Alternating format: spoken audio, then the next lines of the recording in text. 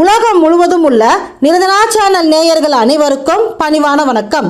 இப்போது நாம் வாகனத்திற்கு எலுமிச்சை பழம் வைப்பவர்களா நீங்கள் என்பதை பற்றி அறிய இருக்கின்றோம்.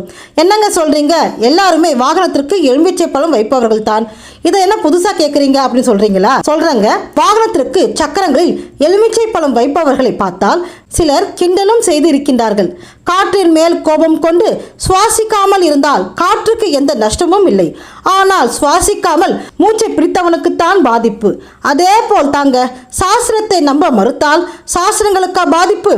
கிரகணம் வரும்பொழுது கர்ப்பவதிகளை மிக எச்சரிக்கையாக வைத்திருப்பார்கள். கிரகணத்தின் கொடிய கதிர்த்தாகத்தை பற்றி விஞ்ஞானம் அறிவதற்கு முன்னாரே நம் முன்னோர்கள் அறிந்து எழுதி வைத்தார்கள். அதே போல் துஷ்ட ஆவிகளின் சேஷ்டை வாகனத்தை பாதிக்கும் என்பதால் எலுமிச்சை பழத்தை வாகன சக்கரங்களில் வைத்து நசுக்கி பலியிடுவார்கள். இதனால் வேறு எந்த ஒரு உயிர் பலியையும் அந்த வாகனம் வாங்காது. இதனால் அந்த வாகனத்திற்கு உரியவரை எந்த துஷ்ட சக்தியும் அண்ட விடாமல் தடுத்து விடுகின்றாள் துர்காதேவி. எலுமிச்சை வாசம் எங்கு இருக்கின்றதோ அந்த இடத்தில் துர்காதேவி அருள் புரிகின்றாள். அவள் ஆசி இருந்தால் துஷ்ட சக்திகள் அண்டாது. இப்போது நீங்கள் நன்றாக தெரிந்து கொண்டு இருப்பீர்கள், எலுமிச்சைக்கு எந்த அளவுக்கு சக்தி இருக்கின்றது, அதற்கு யார் முதலில் தெய்வமாக இருக்கின்றார் என்று. எலுமிச்சை வாசம் எங்கெல்லாம் இருக்கின்றதோ அங்கெல்லாம் துர்காதேவியின் அருள் நமக்கு பரிபூர்ணமாக இருக்கின்றது. அந்த அம்மன் அந்த இடத்திற்கு வந்து நம்மை காப்பார். ஆகவே நீங்கள் வாகனத்திற்கு எலுமிச்சை பழம் வைப்பவர்களாக இருந்தால் எந்த ஒரு பிரச்சனையும் உங்களை அண்டாது.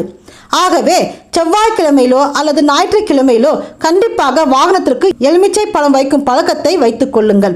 இதனால் நன்மைகள் தான் உண்டாகும். சாஸ்திரங்களை நம்பிக்கையுடன் நம்புவோம். அந்த சாஸ்திரம் உங்கள் வாழ்க்கைக்கு நல்ல வழிகாட்டியாக அமையும். இதுபோல் இன்னும் பல பயனுள்ள தகவல்களை அறிய நிரஞ்சனா சேனலை பாருங்கள். என்றும் நிரஞ்சனா சேனலோடு இணைந்திருங்கள். நன்றி, வணக்கம்.